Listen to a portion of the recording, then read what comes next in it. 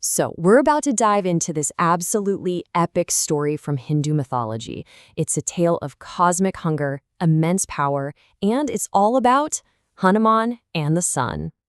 It all kicks off with a simple question. But the answer? It's anything but simple. Seriously, what does happen when a divine child gets super, super hungry? Like cosmic level hungry? Well, as we're about to find out, the answer, it has the power to literally reshape the universe. Okay, so let's set the stage. It all starts with, you guessed it, a divine child's hunger. Now, our main character here is Hanuman, who you probably know is a central deity in Hinduism. But the key thing to get right off the bat is that this kid was born, well, different. We're talking unimaginable divine strength and power from the second he was born. So as our story gets going, little Hanuman gets hit with this hunger. And I don't mean I could go for a snack hungry. No, this was an intense, overwhelming hunger on a divine scale. It was this all-consuming force just driving his every move. And that intense hunger is what leads to the real kickoff of the story.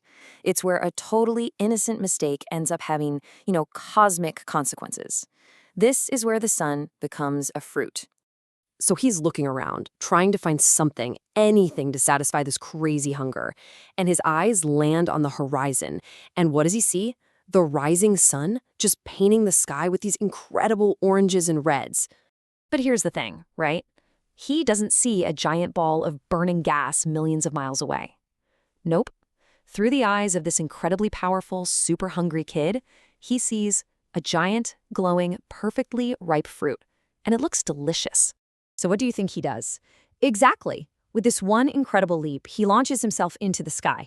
And because of his divine nature, the sun's crazy, scorching heat, it doesn't even faze him. All that mattered was getting to that fruit.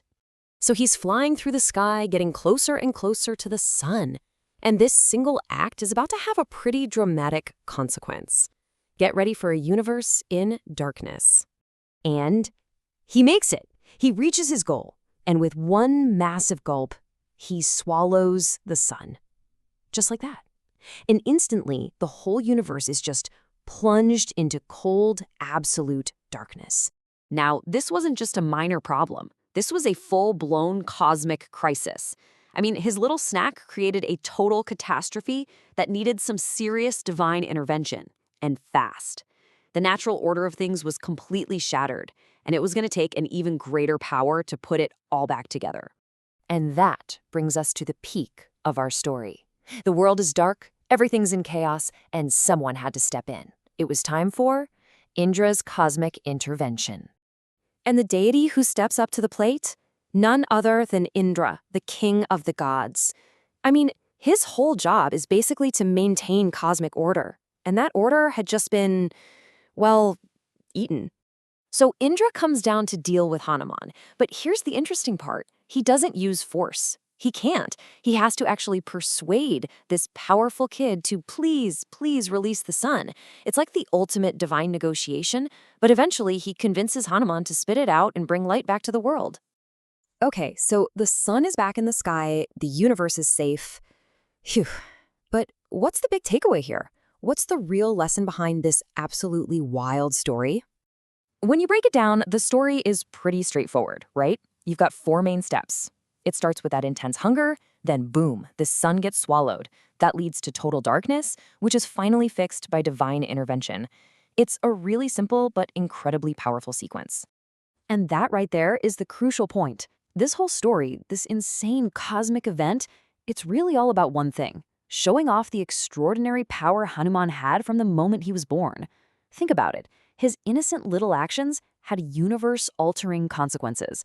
That's a level of strength that is just completely off the charts. So that leaves us with this final, kind of mind-blowing thought. If this is what Hanuman was capable of as a child, just imagine what he could do later on as the powerful deity he was destined to become. Really makes you think, doesn't it?